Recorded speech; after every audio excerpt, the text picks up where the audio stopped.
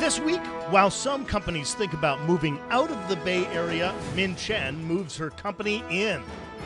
Charlie Moore returns to talk Supreme Court, pandemic, and diversity. And should your boss give you extra perks if you work from home? That's this week on Press Here.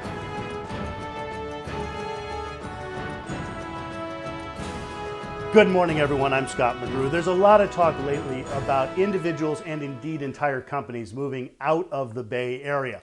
The individuals, that's mostly because of this new idea of work from home, which we're all doing, including myself. Companies, it's mostly due to the high cost of living. So with all the talk about leaving the Bay Area, I thought it might be refreshing, just nice, to hear from somebody who's bringing her company into the Bay Area. Min Chen is a double immigrant, emigrating as a child from China to Panama, where she grew up and started her company. Now living in San Francisco, running data company Wisy as CEO. Thanks for being with us. You know, so many companies are talking about leaving the Bay Area. You're coming in. Tell me why. What does the Bay Area have an appeal for you? The Bay Area for us is like the state-of-the-art training facilities for world-class founders. If you're an Olympic athlete, you want to be surrounded by other world-class athletes, be training at these state-of-the-art facilities and have a support network. And that's what Silicon Valley is to us.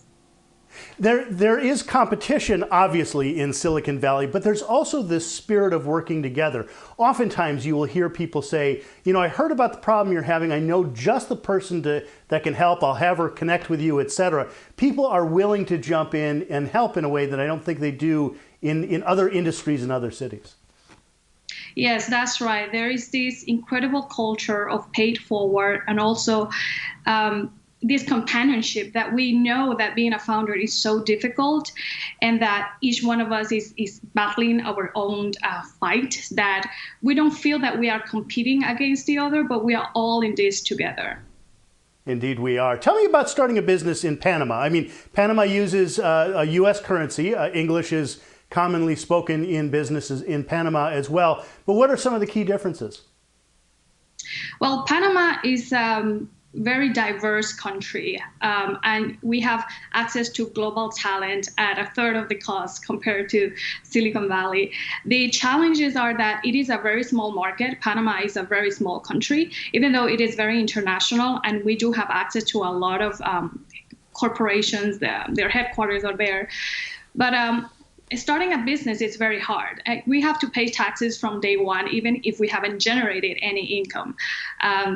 Hiring people is also very hard because the culture there is, I want to work for a large company. I want to have stability. So even though that we do have talent, convincing talent to work for a startup is not that common. And also corporations don't have this mentality of working with startups to co-innovate. They want to work with established companies. So it is quite a challenge at many levels. And I'm not even mentioning the fact that there is no venture capital there. And we are the first company to ever raise more than $1 million. And how much did you raise? We have raised 1.6 million so far. Which just goes to show, because that's such a small number here in Silicon Valley. But you were bootstrapping from the very beginning, right? Yes, we bootstrap because, as I said, there is no venture capital there. There are no angels there.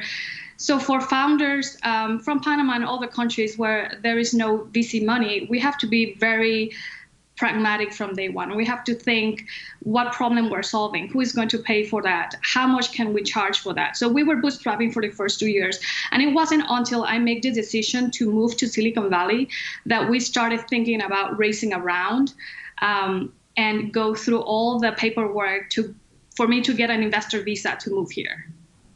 How easy was that? I mean, things have changed with visas coming into the country. Were you still able to get through that process fairly simply?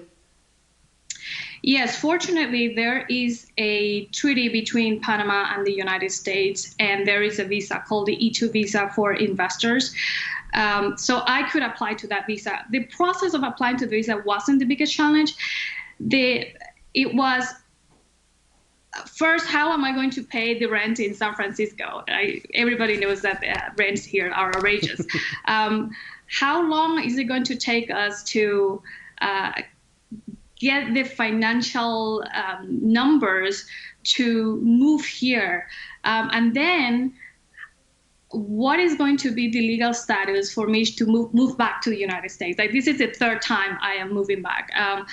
So the whole process of how to make it work, how to adapt our company that was born in a very international but foreign ecosystem, how to adapt it so that we can run even faster when we move to Silicon Valley. So that was the whole process that took us a year and a half. And it took us literally the impossible to be here, which was racing around in Panama.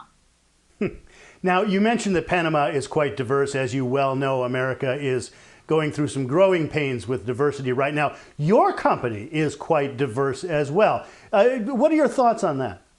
Yes, we are very diverse because people in Panama are diverse. We are diverse even at an individual level. Like, I speak 3 languages. I have lived in many countries, the same as my co-founders. And so for us, diversity is something that we take for granted. For us, it is as important as oxygen, but we don't talk about why oxygen is important because it's just so natural to us. I was very surprised when I moved here that I was listening to a lot of speakers talking about diversity and inclusion, and I didn't understand why they were talking about that, because it is so important that to us it's so obvious. So I do wish that by having founders that represent diversity and inclusion like us, that thanks to that, we have been able to do the impossible and break a lot of stereotypes, that will also inspire other founders and companies to do so. Well, we welcome you to Silicon Valley, and we certainly hope that America can go down that path quicker rather than slower. Min Chen of Wisy, the CEO there, thank you for joining us. And Press Here will be right back.